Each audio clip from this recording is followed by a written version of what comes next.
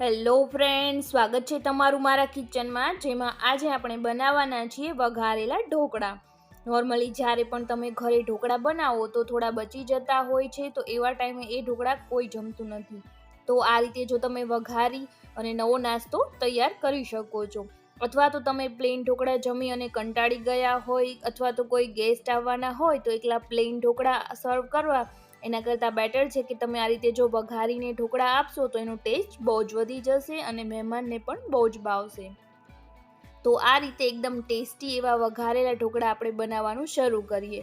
અને એની પહેલાં જો હજુ સુધી મારી ચેનલને સબસ્ક્રાઈબ ન કરી હોય તો જો તમને મારી રેસીપી ગમે તો સબસ્ક્રાઈબ કરી લેજો, અને સાથે જ જે બાજુમાં બેલ આઇકન છે એને પણ પ્રેસ કરી દેજો, જેથી નવી રેસીપીઓનું નોટિફિકેશન તમને તરત જ મળી જાય. તો વધુ સમય ન લેતા આપણે રેસીપીને શરૂ કરીએ.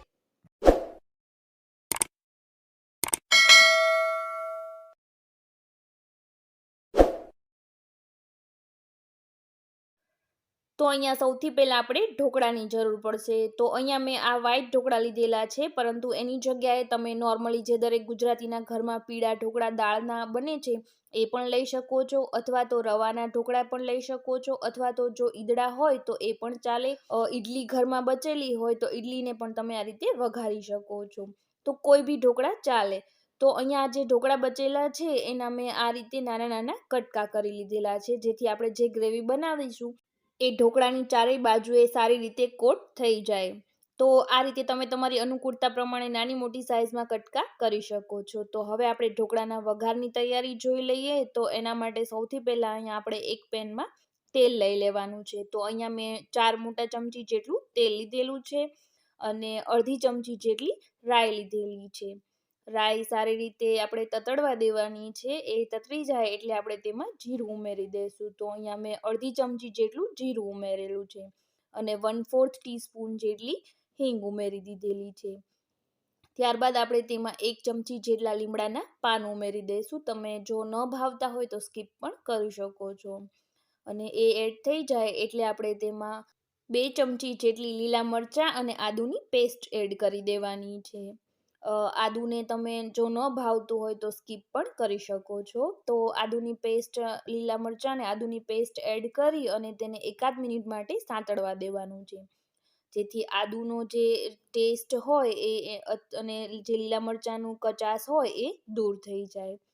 તો 1 મિનિટ જેવી એ સારી રીતે સતળાઈ જાય ત્યારબાદ આપણે તેમાં ડુંગળી અને ટમેટાની પ્યોરી એડ કરીશું. તો અહીંયા મેં 2 મીડિયમ સાઇઝની ડુંગળી અને 2 મીડિયમ સાઇઝના ટમેટાની એકસાથે ગ્રેવી કરી લીધેલી છે, જે મેજરિંગ કપમાં 1 કપ જેટલી થાય છે એને એડ કરી દીધેલી છે.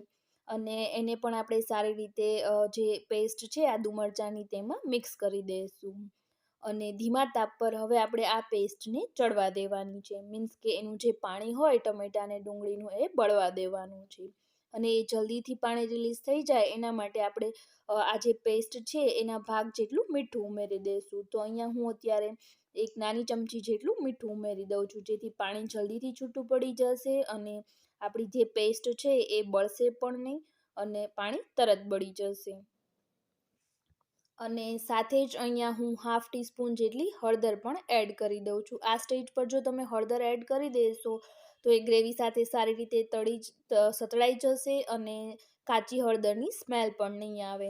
તો મીઠું અને હળદર આપણે આ સ્ટેજ પર એડ કરી દેવાના છે. તો થોડીવાર પછી તમે જોશો તો આપણી જે ગ્રેવી છે એ સારી રીતે ચડવા લાગી છે, અને ધીરે ધીરે એમાં જે પાણી બળવા લાગ્યું છે અને તેલ ધીરે ધીરે છૂટું પડવા લાગ્યું છે.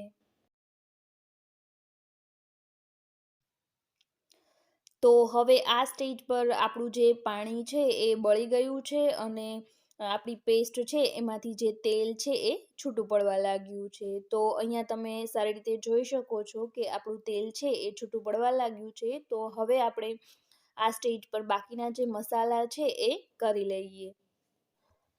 તો અહીંયા મસાલામાં સૌથી પહેલાં આપણે 1 ચમચી જેટલું ધાણા જીરું એડ કરી દઈશું. ત્યારબાદ 1/4 ટીસ્પૂન જેટલો ગરમ મસાલો, ત્યારબાદ 1 ચમચી જેટલું લાલ મરચું એડ કરી દઈશું. જો તમે વધારે તીખું જમતા હોય તો વધારે પણ એડ કરી શકો છો. અને અહીંયા 4 ચમચી જેટલી આપણે ખાંડ એડ કરવાની છે. ખાંડનું પ્રમાણ તમને થોડું વધારે લાગશે, પણ આમાં ગળ્યો અને ખટાશનું સારા પ્રમાણમાં રાખશું તો એનો બહુ જ સારો ટેસ્ટ આવશે. ત્યારબાદ આપણે 2 ચમચી જેટલું લીંબુ ઉમેરી દઈશું. તો અહીંયા આપણે ગળપણ, ખટાશ અને મીઠાને એ ત્રણેયને થોડું ચડિયાતું રાખવાનું છે અને બેલેન્સ પણ રાખવાનું છે, જેથી એનો જે સ્વાદ છે ઢોકળાનો એ બહુ જ સરસ આવશે. તો અહીંયા અડધું લીંબુ મેં નીચવી દીધેલું છે અને બધા જ મસાલાને આપણે ગ્રેવીમાં સારી રીતે મિક્સ કરી દઈએ. અને 1 થી અડધી મિનિટ જેટલું આપણે તેને ગ્રેવીમાં સાંતળવા દેવાનું છે. વધારે ટાઈમ નથી રાખવાનું, નહીંતર મસાલા કોરા છે તો એ તરત જ બળી જશે. તો અહીંયા 1 થી અડધી મિનિટ જેટલા આપણા મસાલા ગ્રેવીમાં સતળાઈ જાય એટલે આપણે તેમાં ઢોકળાને એડ કરી દઈશું. અને ઢોકળાને પણ ગ્રેવીમાં સારી રીતે મિક્સ કરી દઈશું. પરંતુ ચલાવતી વખતે ખાસ ધ્યાન રાખજો, આપણા જે ઢોકળા હોય એ ભાંગી ન જાય એ રીતે આપણે તેને ગ્રેવીમાં મિક્સ કરવાના છે.